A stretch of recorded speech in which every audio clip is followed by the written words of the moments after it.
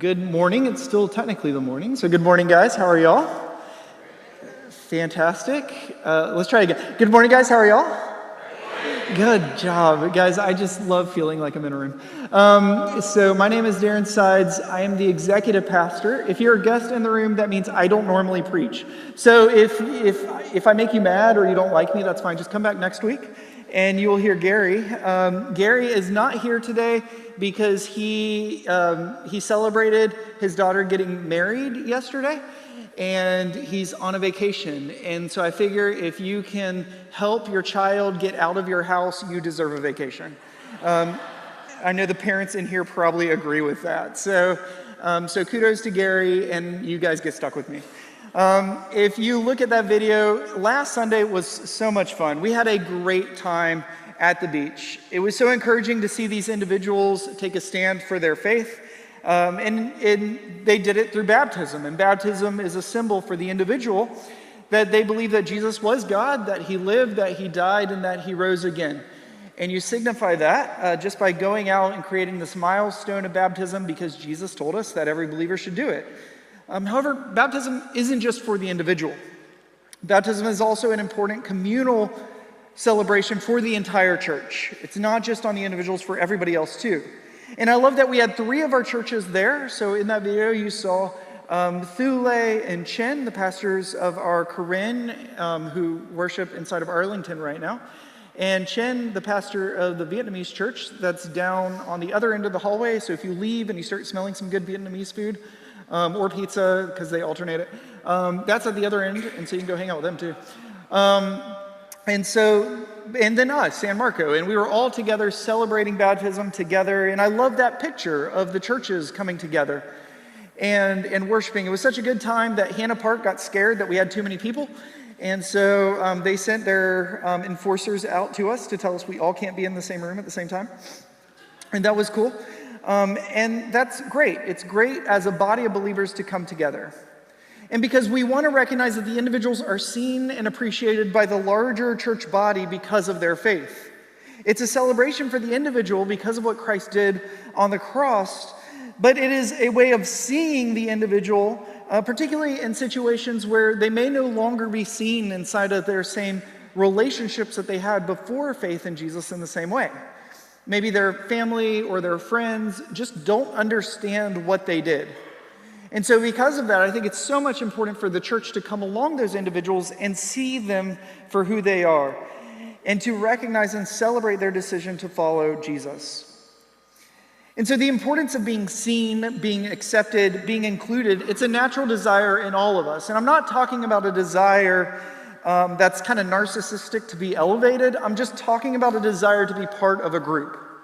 We as humans are designed to want to be a part of a larger group. It's the way we're wired. And what we don't want to be is we do not have a desire to be invisible. However, what we find is more and more people are becoming or feeling more and more invisible. In 2019, a lady wrote about this. Her name was Barbara Wanchison, and she wrote an article in Boomer Magazine. I didn't know Boomer Magazine existed before this, but there's a magazine called Boomer Magazine. And in it, she was writing kind of an op-ed detailing her struggle as with every age that went on, she felt more and more invisible. And so she expected to all of a sudden get letters back from other people who, as they aged, were feeling more invisible as well. But what she received back in letters surprised her, because all of a sudden she received letters back from people who were maybe of a different race than the people around them, and they started feeling invisible because of that. Or maybe because of their lifestyle choices, they started feeling invisible within their families. And maybe even what surprised her a lot was that sometimes people were writing her saying, I feel the same way, but it's because I feel so young. That me feeling so young made me all of a sudden feel invisible around the people I was by.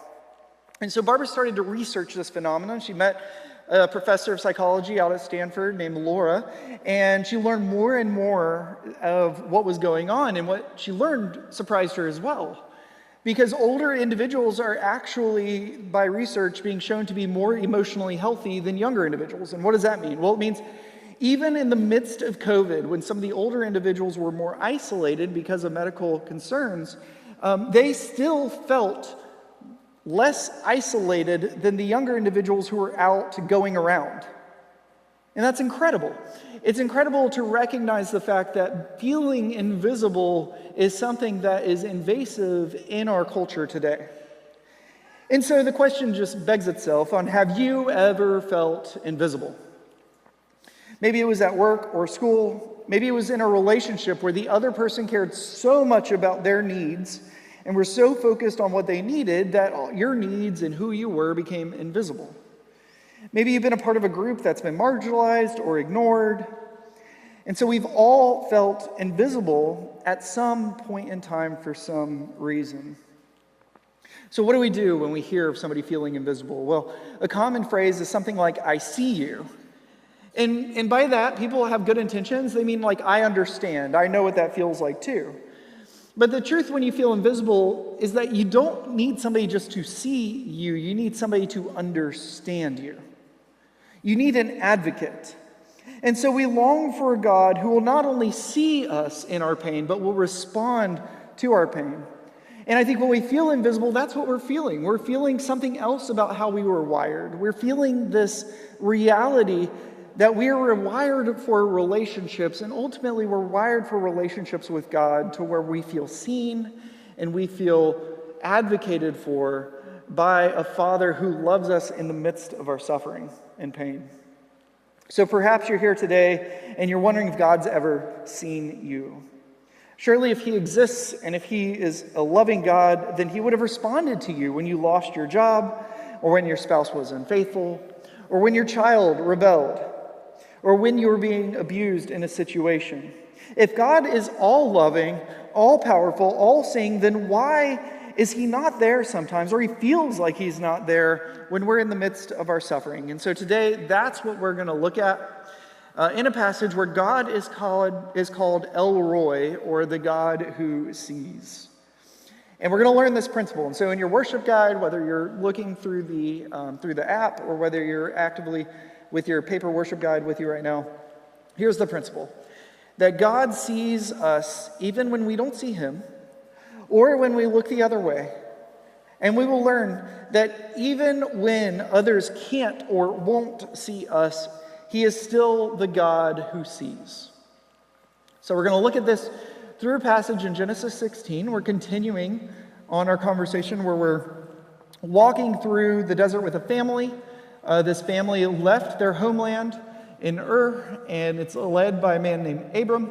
And he and his wife Sarai are walking around, and Abram's been promised to become a great nation, and his descendants would become a great nation. And this is where we pick up the story in Genesis chapter 16. Now Sarai, Abram's wife, had borne him no children, but she had an Egyptian slave named Hagar.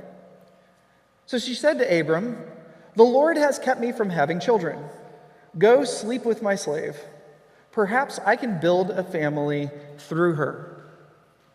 Now, always leave it to the fill-in pastor to bring up some strange passage, and you wonder, what in the world do I do with this? What am I supposed to do with this? Some of y'all never have known that this passage existed in here. It's maybe news to you. You thought the Bible was full of just whitewashed perfect people. And then you come here and you hear Genesis 16 about all of a sudden this other woman's telling her husband to sleep with somebody else. This is here for a reason, and I will tell you that. And we will walk through this, and ultimately it's going to teach us something about God. So we're going to start with these first two passages, and what I first want you to see is that God sees us even when we can't see him. Sarai had an understandable reason to doubt. She heard from her husband Abram that she was going to be the mother of a great nation many, many years ago, and now she is still not pregnant. She still has no child, and she has waited with no evidence that God remembered her, that God has remembered this promise, or saw her situation. She was getting older. She was well past childbearing age. And I don't doubt that she started questioning God. Did God see her in her current situation?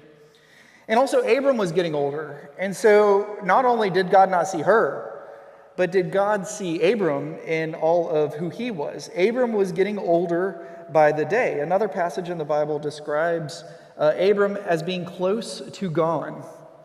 And that's interesting. So for context, Abram here was older than the two men that debated this week famously. So just to let you guys know. And he wasn't just older than Trump or Biden now. He was older than them if either one gets elected. So if you're sitting here and you can imagine Trump or Biden all of a sudden having a child during this next presidency, that gives you context on Abraham, or Abram at this point. That he was extremely old and close to gone. I hope that's not a shocker to anybody. But here, like, how do I relate to that? Well, here's how. And I can put myself in Sarai's position really well here. Because Sarai put forward a solution to make God's promises real. She put forward the solution to make God's promises real. Okay, so I'm a fixer. And I said that to my wife last night when I was like practicing this, and she said, Darren, like, you're not a fixer. And I said, I am, babe, I am, trust me. And so maybe I'm not in reality, but I just am in my head. But if you come to me with a problem, I immediately will go to fix it now mode in my head. And I do think that this is something that a lot of men do. So wives, if you're in the room, or girlfriends, if you're in the room, and all of a sudden your guy just always tries to fix every problem that you talk to him about. Like, it happens, and it's a thing. And so what I don't do is I don't sit there and listen, because I have one staff member who always comes in, and they just want to process sometimes the situation in a safe place. And they just want to process it. And what am I doing? I'm trying to fix it. Like, in my head, right then, fix it. And I know it, yet still I respond in that way. Patience and waiting on others is not something that comes natural to fixers. And here's the real problem if you're a fixer in the room. Because the problem is something to be solved, and usually the person who's talking to you is a tool to solve the problem. And so you stop looking at the person as an individual, and you start looking at the person as a tool to solve whatever the problem is that's going on in life. And there's danger there. There's real danger there, because instead, see the problem for who they are and their struggle for what it is within them. But there's an even deeper problem here. And for context, that's exactly what Sarai is doing. Sarai is saying, here's a problem. Abraham, here's Hagar. Hagar is your solution. Solve it. And there's even more of a problem here, though, when we do this with God. And so I'm always trying to evaluate am I trying to force my answer into God's plan? And that in and of itself is also very, very dangerous. But I hear stories of people that treat God like a power that they can control inside of a situation. And just be careful. Be careful there that you're sometimes you're even fixing a problem that it's not time for that to happen yet. And just beware. But oftentimes it happens for people like Sarai and other fixers. It happens when you feel stuck, when you feel like you're in a place of unbelief or uncertainty. And so if you're a fixer like me, I'm glad that this is not the end of Sarai's story. I'm thankful for God's grace, and that soon what will happen is that God will eventually say to Sarai, after she learns that she needs to wait, and so God will change her name. And Hebrews 11 describes it as this. And by faith, even Sarah, who was past childbearing age, was enabled to bear children because she considered God faithful, who had made the promise. See, this is an incredible statement by God through the author of Hebrews, because it's a list of all the people who demonstrated faith that led to the birth of Jesus. And more than that, it's particularly interesting for Sarah here because she's the first female mentioned inside of this list of people in the faith. And that God sees her, even when she tries to fix the situation, and when she trusts him, he counts it as righteousness. God sees us, even when we can't see him. We need to turn our faith back to him and just trust him. If we trust the God who made the promise to do the work, then this passage tells us that God will remember that faith for all time, despite the mistakes we may have made before that or the mistakes we may make after that. God sees us even when we can't see him. But we're going to pick back up this story with our man Abram. Abram is an interesting character. His wife just told him to start a relationship with another woman. And this is his response. Verse 3. Abram agreed to what Sarai said. that should cause alarm within you a little bit. So after Abram had been living in Canaan 10 years, Sarai, his wife, took her Egyptian slave Hagar and gave her to her husband to be his wife. And he slept with Hagar, and she conceived. Now, this passage should play itself out in your head as not a smart thing to do. I don't know if you're in this room, but if you're a guy in this room, like men, like whether you're dating, married, like whatever it is, if this ever happens to you, the answer is no. I know this is a shock. The answer is no. This is another point here, which is just that Genesis is a story of a messed up family. There should be a lot of grace and love and hope for you, because if your family's like my family, we put the fun and dysfunctional. And so for you guys, when you're out there, if you feel like you're coming from a dysfunctional family, it's okay. It's okay. This is a messed up family here.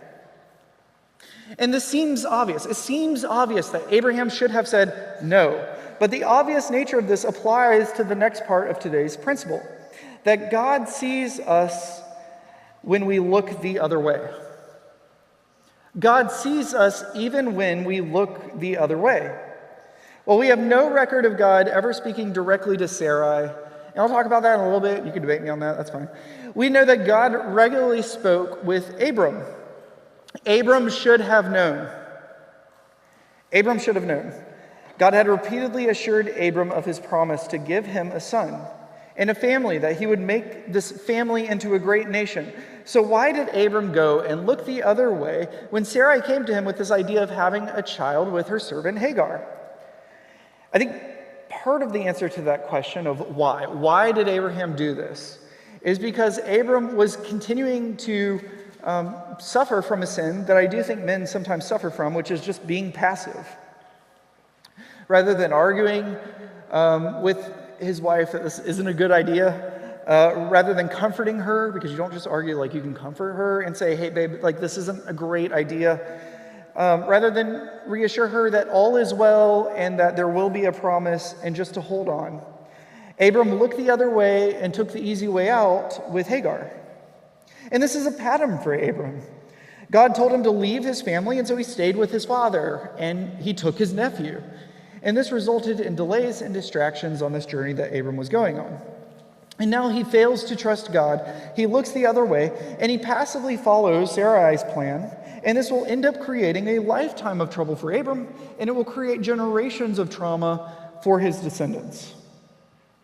And here's the point. When you choose a shortcut over God's directions, you can be assured that it will take you farther than you want to go, that it will cost you more than you want to pay, and it will be harder and longer than you can imagine.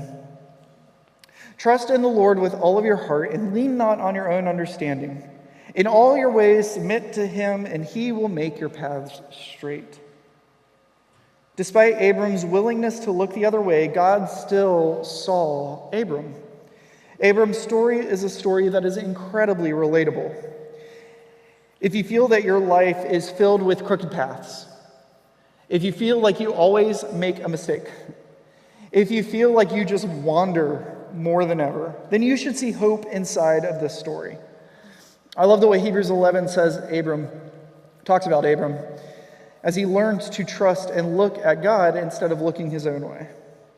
Hebrews 11 says, and so from this one man, Abram, and he as good as dead, came descendants as numerous as the stars in the sky and as countless as the sands on the shore. Friend, if you feel as good as dead from the consequences of looking towards your own way, if you feel like nobody else sees you because of how you wander, if you feel as good as death from the consequences of just your crooked paths, then trust God to make your paths straight. Trust God to make a blessing out of your sins. Trust God. What's interesting about Abram here is that he's in this mess because he didn't trust God. So Hagar in this passage is an Egyptian servant, And what's interesting there is that Abram probably received Hagar when he went to Egypt and didn't trust God that he would be safe, and so he lies about what's going on. And still, even there, God takes this crooked path of Abram and the crooked path of many others inside of this family, and God says, I'm going to bless this. And it's from this family that Jesus arises, that Jesus is born. And there is such good hope there for us that even in the midst of family trauma or family situations, that God can still bless. So there's one last person that I want to look at here. And oftentimes we don't look at her, but she was incredibly impacted by this long-standing marital feud between Abram and Sarai. And so if you'll look at me again at Genesis 16, we're going to look at the story of Hagar. When Sarai, knew that Hagar was pregnant, Sarai began to despise her mistress. And then Sarai said to Abram, "You are responsible for the wrong I am suffering. I put my slave in your arms, and now she knows that she is pregnant." This is such an interesting statement here. Sarai is sitting there, and she says, "You are the one that's responsible for the suffering I'm doing." Like, it was Sarai's idea. And she's sitting here blaming him. It's amazing. And now here, she knows that she's pregnant, and she despises me. May the Lord God judge between you, Abram, and me. Your slave is in your hands, Abram says. Incredible here too. Just like Abram, when conflict emerges here, and he is already washing his hands and being passive again. It's like there's clearly conflict inside of our marriage right now. You just figure it out. Do with her whatever you think is best. And then Sarai mistreated Hagar, so she fled from her. The angel of the Lord found Hagar near a spring in the desert. It was the spring that is beside the road to Shur. And he said, "Hagar, slave of Sarai, where have you come from, and where are you going?" "I'm running away from my mistress Sarai," she answered. Then the angel of the Lord told her, "Go back to your mistress and submit to her." The angel added, "I will increase your descendants so much that they will be too numerous to count." The angel of the Lord also said to her, "You are now pregnant, and you will give birth to a son. You shall name him Ishmael, for the Lord has heard of your misery. He will be a wild donkey of a man. His hand will be against everyone, and everyone's hand against him. And he will live in hostility towards all of his brothers." She gave his name to the Lord who spoke to her. "You are the God who sees me." For she said, "I have now seen the one who sees me." This is why the well was called Ber Lahai Roi. It is still there between Kadesh and Bered. So Hagar bore Abram a son. This is incredible. So Sarai and Abram are continuing to show a lack of faith. A lack of faith so much that it's spreading on Hagar, who runs away because she's just done with life. The Lord speaks to her, encounters her, and Hagar decides that she is now going to go, and she's going to go back to that family.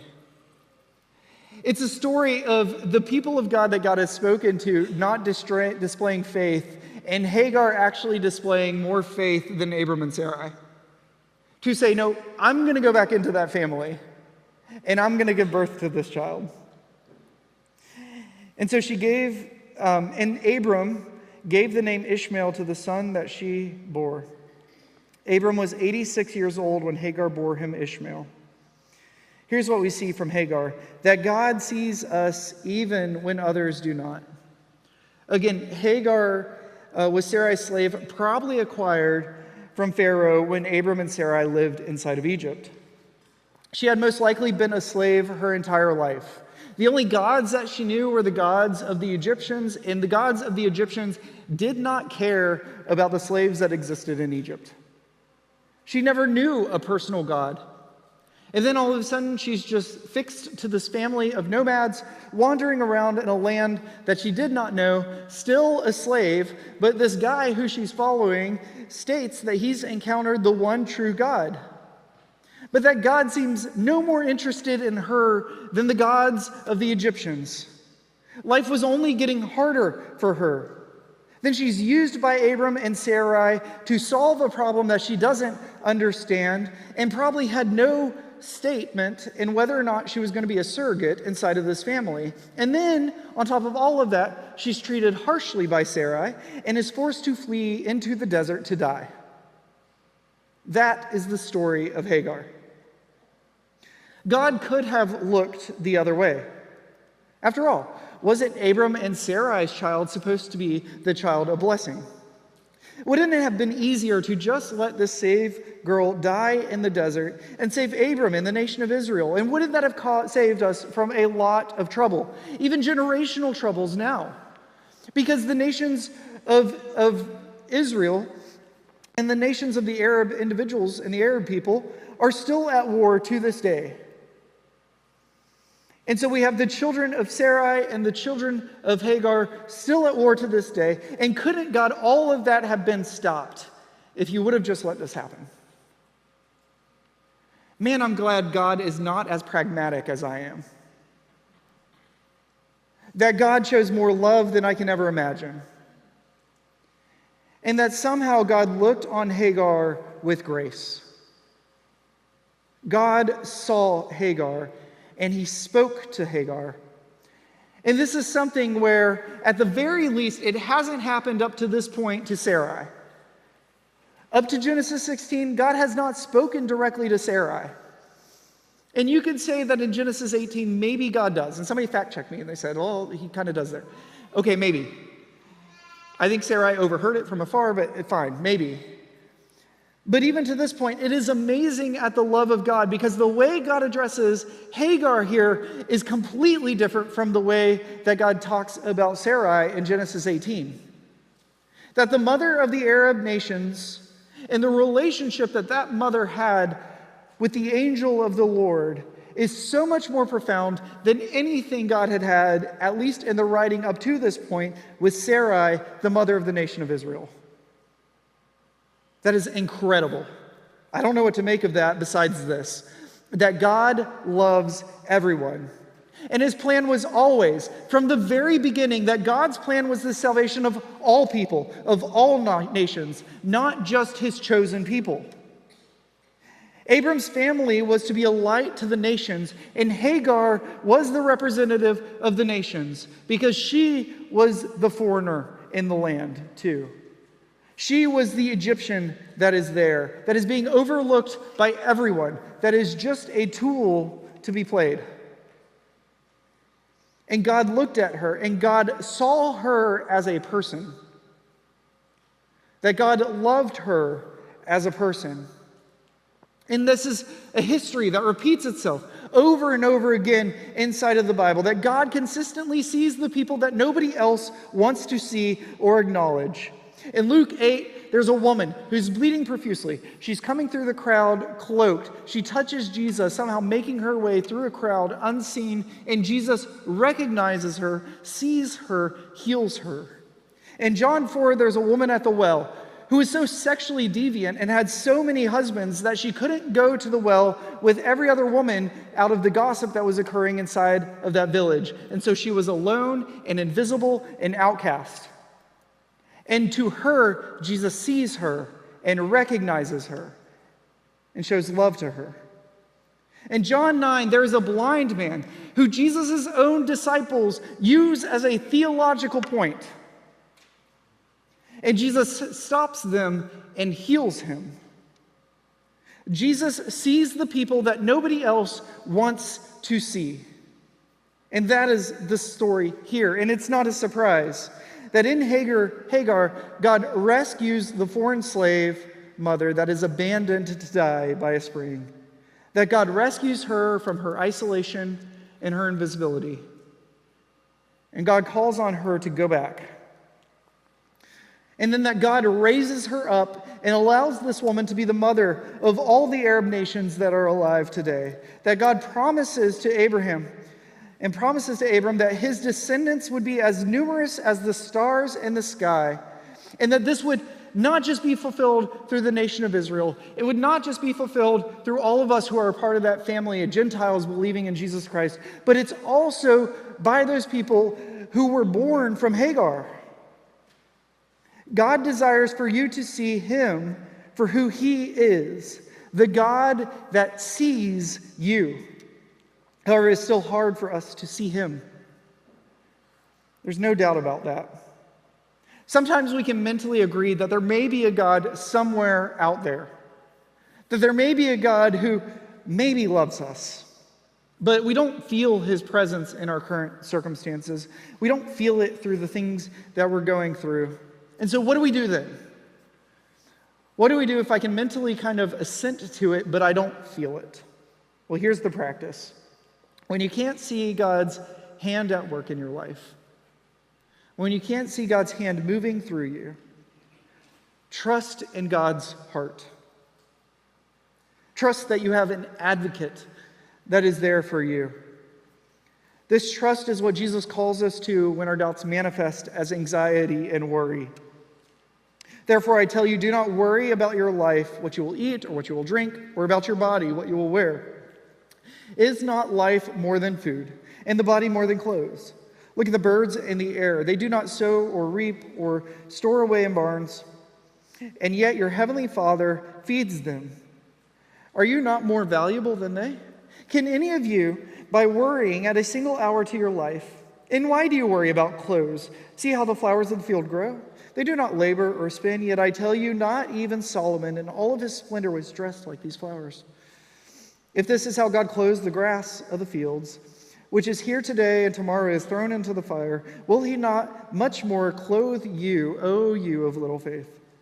So do not worry, saying, what shall we eat, or what shall we drink, or what shall we wear? For the pagans run after all of these things, and your heavenly Father knows that you need them. But seek first his kingdom and his righteousness, and all these things will be given to you as well. Therefore, do not worry about tomorrow, for tomorrow will worry about itself. Each day has enough trouble of its own. Are you having trouble finding God in the midst of your circumstance?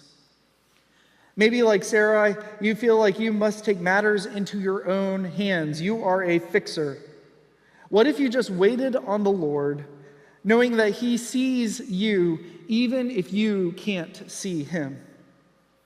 Are you intentionally looking away from God? Because like Abram, you think it would be easier to go along with some other plan or just to go along to get along.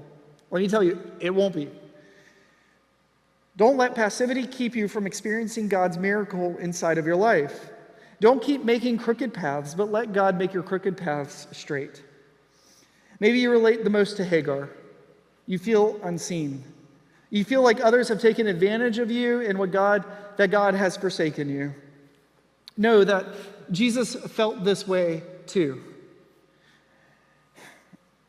I think it's interesting because I kind of said something I don't think was radical about Hagar, but this is even more radical. So when Jesus is on the cross, he says, my God, why have you forsaken me? There have been people who say that he's just quoting prophecy there. I don't think that. We have a God who sees us and is an advocate for us and understands us. And somehow he became sin who knew no sins. And somehow in the midst of that moment, my God, why have you forsaken me, are the words that Jesus speaks on the cross when he is in the moment of his greatest pain. When Jesus is in the moment where he is bleeding for us, he is dying for us an unfair death in front of everybody who he loves that hasn't run away from him. While he's suffering from the unjust pain that the government has put on him, he entrusts himself to God. Because even when he's feeling that in the garden, he says, not my will, but yours be done. That he is going to trust the heart of God in the midst of this situation. And through that trust in God, that God the Father proved himself faithful, raising him from the dead. What an incredible moment. You may be in the desert of despair in your life, about to give up. But let me assure you, God sees you. He sees you. More than seeing you, God has prepared a place for you. I want to close this passage with something. As I was reading Hebrews 11 and thinking about pulling that in, This is how it ends. This is how Hebrews 11 ends the conversation of Abraham and Sarah. Abraham and Sarah were still living by faith when they died. They did not receive the things promised. They only saw them and welcomed them from a distance, admitting that they were foreigners and strangers on earth. People who say such things show that they are looking for a country of their own. If they had been thinking of the country they had left, they would have had opportunity to return. Instead, they were longing for a better country, a heavenly one. Therefore, God is not ashamed to be called their God, for he has prepared a city for them. Friends, this church is to be the embodiment of heaven on earth. This is July 4th week. We are to be thankful of the place where God has planted us. We are to pray for our leaders, but we are to be willing to admit that this faith is there and that this home is not our home, and that this church should be something different. That what happens inside of this building and what happens inside of your homes and what happens inside of your families and what happens inside of your small groups should be different. We are to create in this church a place where people are seen and included and cherished and loved in Christ. We aspire to love everyone always. This church is to be a place where people can learn to trust God in and through the relationships and love that they experience God's love through this church. We are to be the extension of the city of God here in this land. And so my last point of application is for you to go back to that principle that was stated at the very beginning. And to just question if you see Aspire Church in there. And it's my hope that Aspire Church sees others even when they don't see God or when they look the other way. And we will learn that even when others feel invisible, that they are known and loved by the members of this church. Because we don't long for this land that we currently live. We should not be surprised when the world acts like the world. We long for the land to where, if we're a Christian in the room, where we are going. And we are to be the invasion force of that love, of that sight here on earth.